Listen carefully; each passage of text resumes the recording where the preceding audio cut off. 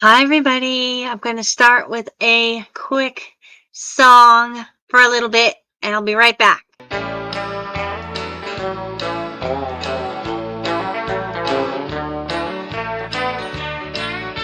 Well, most country songs are written about love and breaking up, bars and beers and blues and tears, reminiscing over a coffee cup.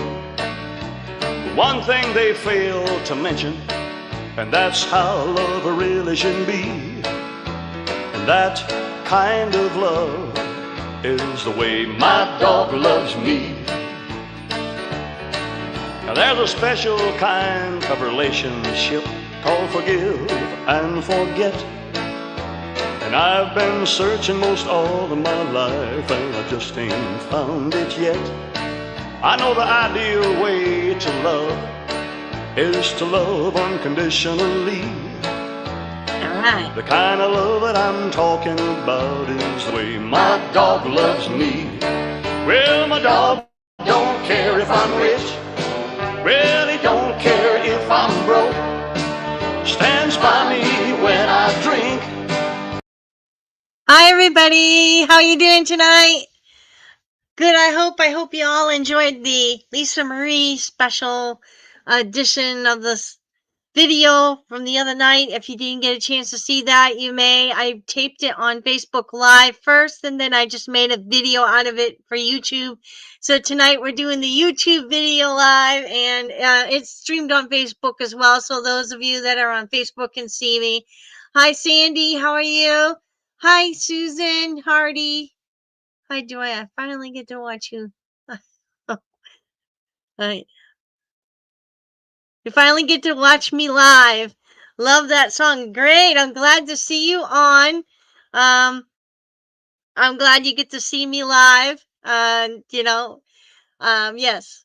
So I'm on once a week, usually for a live stream anyway on YouTube. And then I'm on Facebook sometimes live as well. So I kind of did both of that. The song that I played was by Orion. I think it's from the New Beginnings album. At times he sounds like Elvis in the way he talks, and then sometimes it sounds like Jimmy Ellis singing, so I'm not quite sure who it is. But anyway, I will finish the song after I think it was halfway through, and I didn't really use a video. I just used the song clip for now. It's like introductory song or whatever while waiting. All right, so hi, Julianne. How are you tonight? All right. So I hope you all enjoyed that video with Lisa Marie's interviews. I kind of put them together. I was good in the light that her book came out, and I told everybody I knew that her book would not mention much about Elvis being alive, if at all. And I was right on that. It wouldn't mention that. But hi, Jackie. How are you tonight? But it's kind of good to just review how she acted, how she reacted, how she cleared her throat, kind of avoided answering the questions, how she talked about her mother and her father in the present tense on that one interview that was very hard to hear. So I thought I would do something about that. Reminding everybody that she really did know, but EPE is not going to allow her to say anything about Elvis being alive. And that is the way it is. All right. So we're going to continue on with our book reading called Is Elvis Alive by Gail Giorgio. We are going to start reading half of the chapter of the Desecration. All right. So this chapter is pretty full and meaty, so it's going to be probably 2 parts. There's a lot here. So I'm going to start, and those of you that join late can always watch the recording as well. All right, I'm going to I'll give you guys hellos here, and then we will continue because I think we got some people saying hello. All right. And I said hi to Jackie, and Sandy says, I notice how the interviews they kind of dodge questions about Elvis. Yes, they do. They about him being alive or things that they don't want to talk about.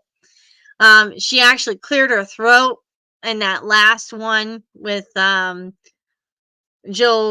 Joel Weinshaker. I think that's his name. If I'm saying it wrong, I'm sorry. Um, but he also said something like, whatever makes Elvis happy. He always says stuff like that. So, all right. It is so noticeable that she dodged the question answers about E. Yes, it's very noticeable. I think, it's a impossibility. Even Priscilla, like I showed you the reel.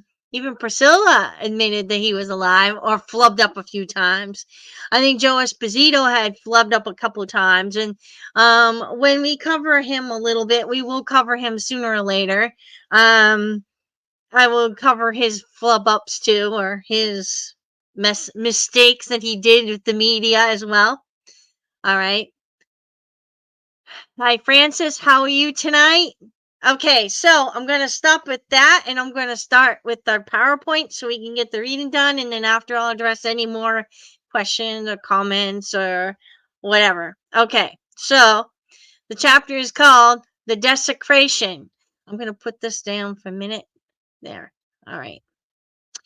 So the book about the desecration of the book Orion is basically the chapter.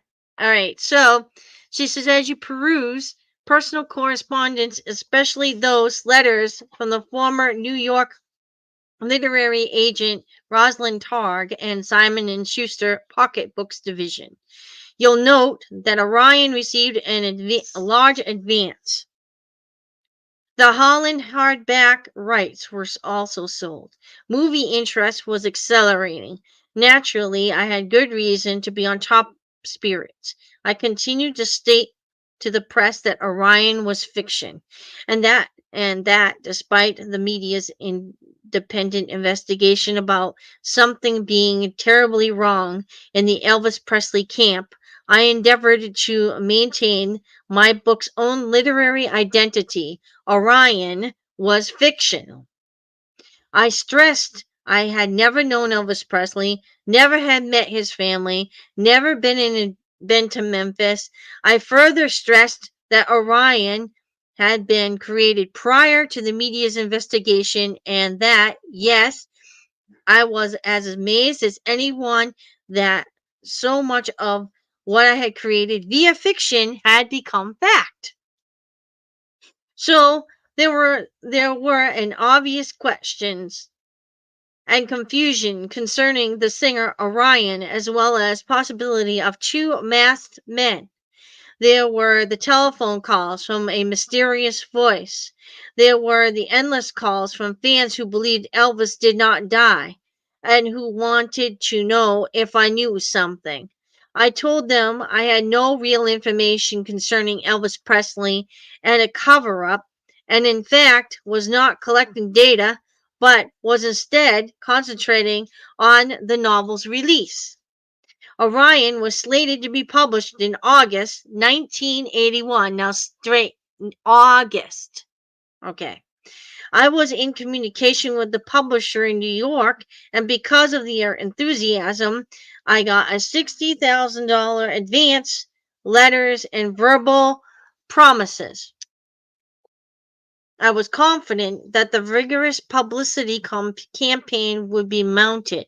After all, radio and television stations across the country, as well as the print media, were already focusing in on Orion, and without publicity and full support of the publisher, most books faced an almost certain death. My first clue to that problem existed, and it came in the following letter. Okay, so the first thing is first. Her book was finally going to be published with this Simon and Schuster Pocketbooks division. It was a movie that was in discussion, um, in the works, to be made for this book, and She was paid in advance $60,000 and everything was looking up. Then she got this letter. So I'm going to go to the next one. Now I did the best I could to copy and paste it on to the slide here. And that, of course, this is a picture from the book. So I will do whatever I can to read it, but it's very small print. So I'm going to try reading it off the screen here because it's now easy. It's a little easier. Now that we're in the middle of May, it's time to start making plans for ABA and the publicity of Orion. I hope we'll be able to meet with ABA, but more about that later. First, I'd like to explain the publicity situation with Orion. I recently had a meeting with the pocketbook's attorney about our publicity plans for Orion. In order to avoid any possible litigation on this book, it has advised us against making any connection between Orion and Elvis Presley on the cover, the press release, or any material coming out of pocketbooks, both written and verbal. As a result of these restrictions, it seems unlikely that we will be able to project uh, Orion to the media in a way that will meet your expectations. What this means is that we will be unable to set up an interviews for you for some reason. All right. So Gail, there are, however, many outlets left open to us. Excuse me. We will be sending out pocket preview featuring Orion to over 7,500 reviewers. A copy of this is enclosed. We will also send review copies with the press release to media people all over the United States, as well as our country and Western lists, plus any others you supply.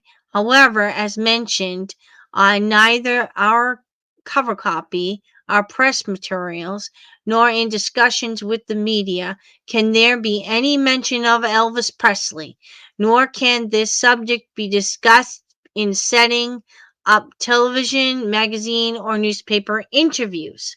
I understand that you have some very good connections with people and us magazines, and I do encourage you to pursue your plans for Orion.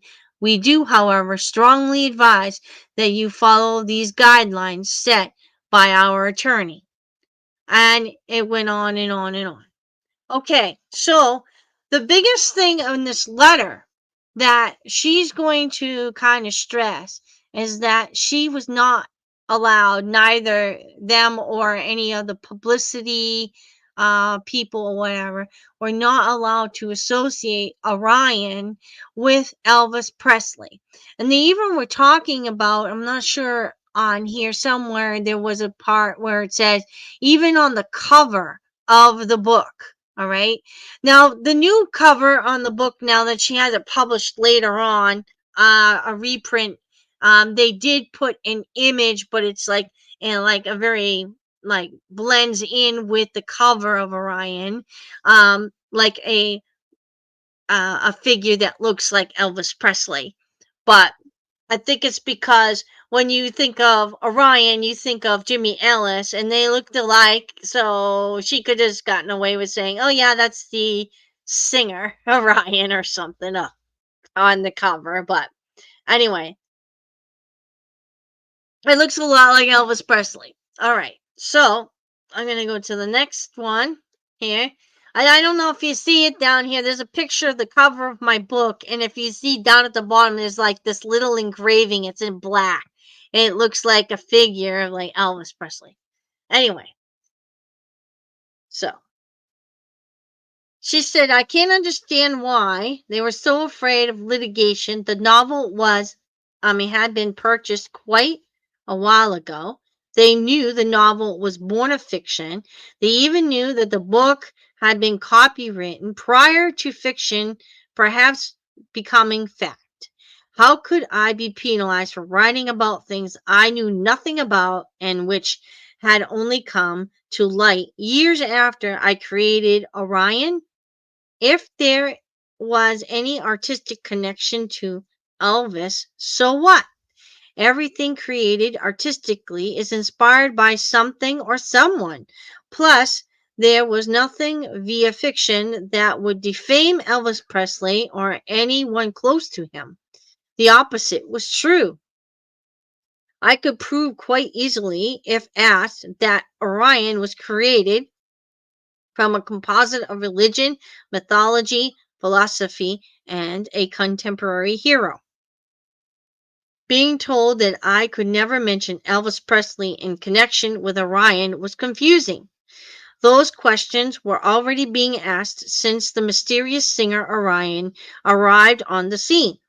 The publishers knew from 2020's show on the cover up of the death of Elvis Presley. 2020's show had been aired before they even purchased Orion. Questions were already being asked. How could I avoid being asked about Elvis in connection with Orion? If I were asked about Elvis and Orion, I would tell the media the truth. Orion was fictional. I felt muzzled, but I didn't know why. My publisher did not want me to discuss Elvis Presley in connection with Orion. Yet it was coincidence that they chose August for the novel's release, knowing full well that August was the anniversary of the death of Elvis Presley?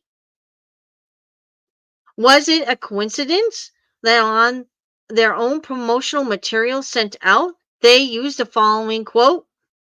Orion is the kind of book that intrigues the reader, challenges the factual in quotes, and stirs the heart. It melds the humor and pathos, the ecstasy and the tragedy, and leaves you wondering. This is Mae Bourne Axton, the co-author of the song Heartbreak Hotel. So this is her. That was her critique, or what do you call it? The thing that they put in the back of the book, you know, recommendation. There we go. I reread the promotion, reread the part where Mae Axton stated Orion challenged the factual, and I wondered. Mae had been very close to Elvis. Her choice of words was interesting, but rather than explore it at the moment, I was more interested in finding out why the very publisher who asked me not to mention Elvis Presley in connection with Orion had not only chosen Elvis's death anniversary month to release Orion, but used the quote of the one person who would be most connected with Elvis, the woman who co-wrote Elvis's first $1 million seller, Heartbreak Hotel. The novel was released toward the end of August. As summer went into fall, there were book signings. The media was zooming in and the project was gaining momentum. September was entering October and November, and by January, the book was gone. It was off the shelves. I was receiving phone calls across the nation asking how to get the novel Orion. People had gone to bookstores asking to buy the novel, and it was gone. It was not orderable. It's out of print, the stores and the customers were told. Okay. This made no sense. Even without publicity, the novel had sold close to 70,000 copies in a very short time. This number does not reflect the hardback, the collector's editions, or the Holland editions. I telephoned the publisher, left my name, and never received calls back. My attorney wrote, no response. In the meantime, I kept getting calls from people wanting the novel. Frustration was changing to curiosity to anger. Finally, I contacted one of the distributors. He didn't know the real story and said, I thought Orion was doing well. I don't know. I was told to pull the book. I asked him if he could find out why, since no matter when my attorney or I called, we were never called back. He said he would try to do his best. Eventually, he got back to me saying that he was told the book was pulled because it was not doing that well.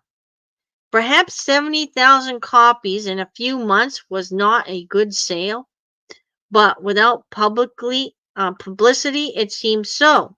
The novel wasn't out long enough to measure the good and the bad results. I contacted my agent, but her usual original enthusiasm in Orion had suddenly disappeared. She still loved the book, but seemed tired of the Orion project and had other books to sell. I did not want my frustration to sound like sour grapes or to sever our position as friends. Excuse me. She and her husband Bill meant too much to me to cry foul play. I even suspect she tried to find out what was happening, but she had only so much time to spare on one writer. Also, she had to work with Simon and Schuster and pocketbooks on other projects, and it would not be professionally good for me to ruffle feathers. I must also say that Roz, like myself, really had no understanding of the big picture. Had she known what I now know, I am sure she would have rallied to my defense. She was a model of integrity. At that time, though, we had no reason to believe there was something to defend.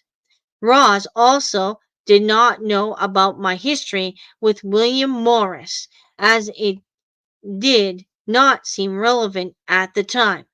Now, if we remember correctly, like the second or first or second chapters, she actually almost signed with William Morris Company, but she started feeling kind of like I had a bad feeling about it. So she didn't. And they wanted like an exclusive contract, and she didn't want that either. All right. So we're going to kind of dive into this a little bit, and then I'm not going to go any further. Okay.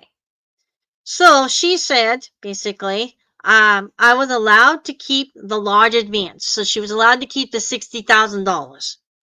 But I was also paralyzed, where I once feared a 3-year exclusive with William Morris would keep my manuscript on the shelves. I now found my contract with the publisher kept Orion off the bookshelves. How many Goliaths were there? So now she's kind of, comparing it to a David and Goliath situation. Goliath was the giant in the Bible, and that type of thing. So how many giants were there? All right. What could I do? I no longer owned the rights to Orion. I could not sell them to a U.S. publisher. Yet while I was crying over what happened to Orion, I had the feeling that somewhere, someplace, someone was smiling. Poor David. Goliath was indeed an enormous giant. Having not yet heard that Orion had disappeared, the movie interest continued. I did not want to jeopardize movie interest and prayed for something to happen to set things right. I knew it would only be a matter of time before it became apparent to the movie people that Orion was no more. In the meantime, another book was climbing the bestseller list, Elvis by Albert Goldman, a work that in no way made Elvis out to be a special human being. Albert Goldman was highly critical of Elvis and of the Colonel. The fans in general said they did not like the book. Yet Orion, which was fiction, and which complicated um, a man like Elvis became the target of fear. Fear. Why? I purchased Elvis by by Albert Groveman, she's talking about, and was astounded to discover how closely Orion resembled Elvis. Goldman's Elvis had only recently been released, thus Orion could not have used Goldman as a basis of research. I was further amazed when I discovered that Elvis Jesus connection, a connection I had no way of knowing but wrote via fiction in Orion. And then I began chapter 10 of Elvis. My hands began to shake. It concerned the close relationship between Colonel Tom Parker and the William Morris Agency. The William Morris Agency represented Elvis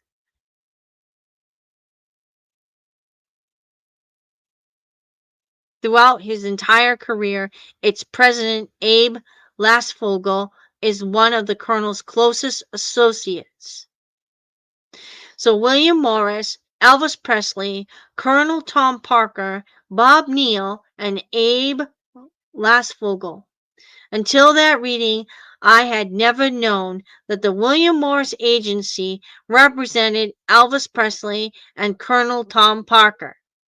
Neither Bob Neal nor anyone in the Morris Agency ever told me this. The very people who had courted me were the Colonel's best buddies and business associates. And another thing that she puts in parentheses, as William Morris later represented Priscilla Presley in her bestseller, Elvis and Me.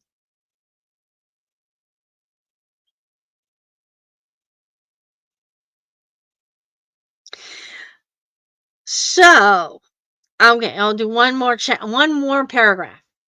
And throughout Mr. Goldman's book is mention of some of the people who were in contact with me, advising me to give them an exclusive on handling of Orion, suggesting I not show the manuscript to anyone.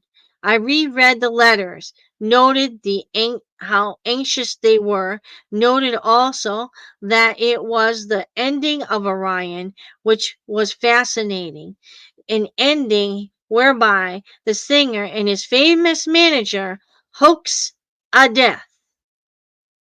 Was it possible that in this day and age censorship had occurred? Or was it possible my novel had touched upon something? Had Orion become the victim of a cover up because it exposed a cover up? How could I possibly find out? Who would talk to me? I called William Morris. No one called back. I tried contacting the New York office, the Nashville office, the West Coast office. Nothing. Could it be possible that the people closest to the colonel were courting me only to stop me?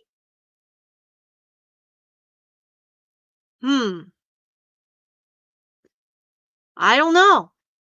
What do you think? I'm going to stop right here and I'll pick it up on the next time I come back on. But that is very interesting. The connection between Elvis, the Colonel, and William Morris Agency. The very agency when she first wanted to get her book published by had deep connections with the Colonel Parker. And it was revealed later, I think maybe a little bit ways down, maybe I could have done a little more. It said the Colonel and William Morris Agency had William Morris Agency contact the publisher of her book and told them to take it off the shelves. Quite interesting. So we will continue the rest of this next time, and I will pick up where I leave off and we will repeat this slide. And anyway, so now I'm going to go into the discussions here, and we're going to pick up where we left off. And I think Frances was the last one I said hi to, so now I'm going to go to her next chat, her next thing on the chat. Am I going to read Lisa's book? No, I'm not going to read Lisa's book. I'm reading Is Elvis Alive? I don't have Lisa's book. I don't. I might buy it. I'm not sure.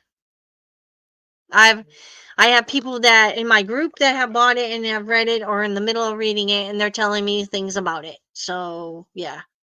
It might. I don't know. I heard it was pretty sad. So there's also very disturbing information in Lisa's book. Haven't read it yet. A lot of information circulating. Yes. Well, I saw the Oprah special, and the most disturbing part about that interview was when Riley said that when Benjamin died, her mother couldn't decide where she wanted to bury him, at Graceland or in Hawaii. And she couldn't leave the body, obviously, at the funeral home. So she kept it in the bathroom for a couple weeks and on ice, I guess, and would visit it quite often. That's spooky to me. But whatever you have to do to go through your grief, I guess. I don't. Do you think EPE pulled the books from being sold? I think it was a Coronel because it was too. The manager in the book Orion. I did start reading it on live stream on Facebook, but I got disinterested in it and stopped reading it. Um, but maybe I'll pick it up someday. I think the reason why I didn't like it was because of the cuss words in it, and I'm not one of those people that reads that like swears and different situations like that. So, there was nothing wrong with the book. It was just kind of weird. And I'm not really into meshing mythology, Christianity, and other, philosophies and all that together. And she excuse me. She did meld the character Orion like a Jesus like figure, which I didn't like too much. So, but it was a good book, but couldn't get into it. Orion may have been fictional, but when they got a hold of it and read it, I think that it was a big clue. Why would they go through all the trouble just to remove the book if it was fictional? It was very fictional. The challenge is it was dealing with a superstar is based on Elvis Presley. I mean, very similar in character, a little different, but similar type of character, and the uh manager was kind of similar to the Colonel, not completely, but similar in like description. He had a cigar and all that, and he planned this death. I did not read the whole book, like I said. I stopped reading it. Maybe I should read it, the whole book, and then I can get an idea. But I guess it's very close to um, how Elvis did it, or you know, and I think that if anyone associates him with, like Orion, with Elvis, read the book, they would get the idea that he staged his death. And I think that was the whole thing, is they didn't want people to think that he staged his death. Hi, Jose. How are you today? Because the book was too close to the truth. Exactly. Exactly. I bought Lisa's book, but have not received it. I ordered on through Graceland online. All right, cool. Well, I guess you can give me like an idea if you want someday on how you like it. A lot of my friends or whatever are saying the book was very sad but very good. You know,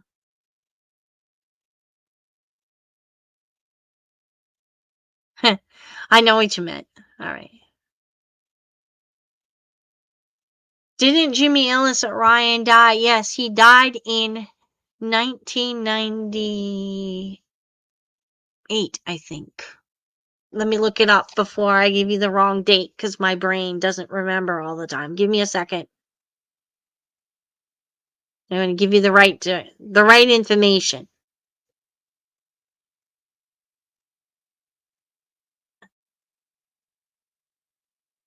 Um, yes. Okay. So Jimmy Ellis was actually born James Hodge Bell or something like that. He was born on February 26th, 1945, and he was an 8. 2 plus is 8. Interesting. And he died December 12th, 1990, in a murder. Someone broke into his pawn shop and killed him, along with his ex.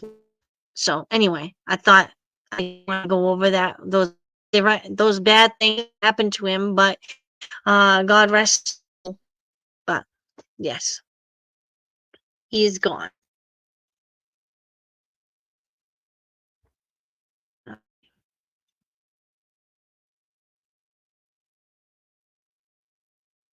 All right. So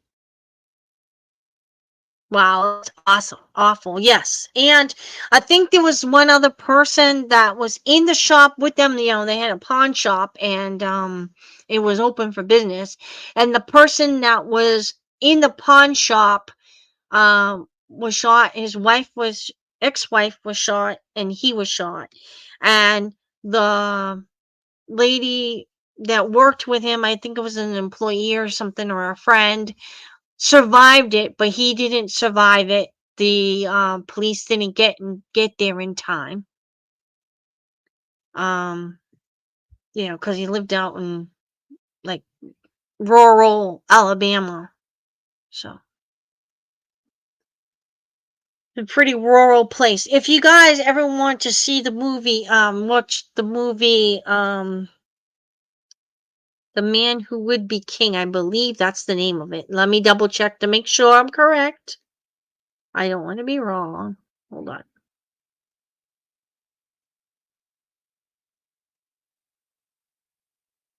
Yeah. There's a documentary out by him called The Man Who Would Be Elvis. Um you can get it on YouTube. You can get it rent it. I think you can rent it too, but I'm not sure. And it talks about what happened. His son is on there, and he actually told, yes, and Jimmy Ellis did die, yes, in cold blood. He was murdered. Um, his son said something which was interesting, and that he said his father hated wearing the mask, number one, and number two, he didn't make enough money. He didn't make any money. All that touring and everything, and he didn't make any money. Hmm. I guess that's how it was set up. I'm not sure. We don't know exactly who was it actually made money, but I guess it was the record executives, maybe. But yeah. But Jimmy Ellis loved singing, and he did sound a lot like El. I think he was the closest singer to Elvis Presley out of everybody that I've heard. He was the closest singer to Elvis Presley, and they could switch off easily because there were two Orions. All right, so they're very close. They're very hard to tell. All right. So I'm going to finish this with the song Francis Dixon. Yes, he was a good singer. He was. And his voice was a little bit a little different than Elvis's. He didn't go into like that falsetto. Their pronunciation of words was a little bit different. They kind of slurred the S. They both slurred the S, I think. But because he had an overbite as well. But his overall talking voice was way different than Elvis's talking voice. And you can tell. And he doesn't say baby the same way. And he doesn't say you the same way. And there's some things that he lacks, like some oomph in some of the songs. But he's a really good singer. Talented man. You're very welcome. So I'm going to finish with the song Orion, since we are talking about the singer Orion.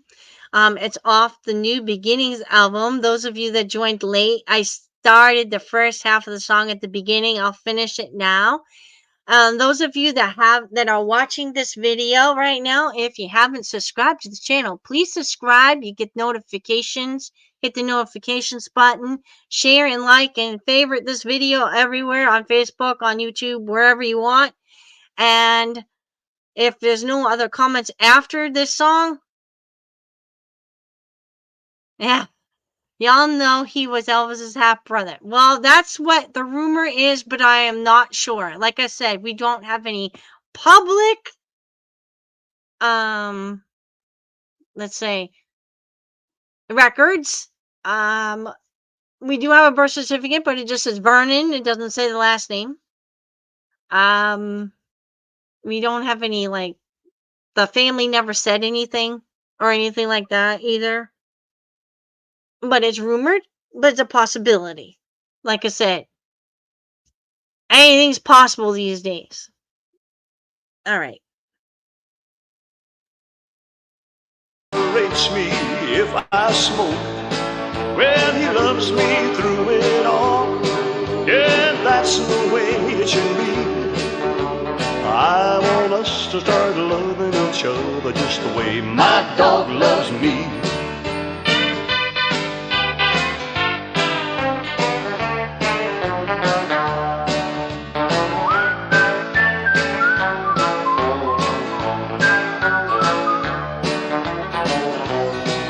Well, since I've been singing this song, it's made me think twice. So I had a talk with my canine friend, and I took some of his advice. Now, I ain't gonna pay no mind to that proper psychology. Honey, I'm gonna start loving you just the way my dog loves me. Well, my dog don't care if I'm rich. I have this song, I found video on the front video, so you guys want to check that out. Rates me if I smoke. And I have a bunch of other Orion songs too.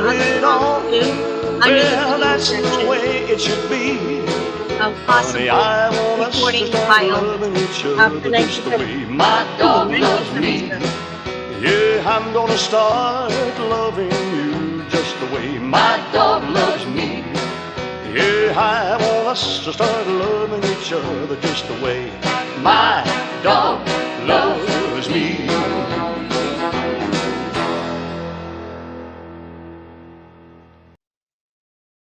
So I'm not sure if that is Elvis or if that is Jimmy, but I think by just the talking parts, it's probably Elvis, but I'm not sure. All right. That sometimes their voices are very, very, very, very close. All right. So I do have other videos that deal with Orion. If you want to check those out, they are in the regular section of music videos. And then I also have about 3 live videos as well, talking about Are There Two Orions, and a bunch of readings about that. Okay. Jackie says it sounds like Elvis. That's a possibility. All right. Like I said, we don't know, because I can by listening to it, I'm gonna say yes, and then sometimes listen to it and I'm gonna say no. I'm undecided.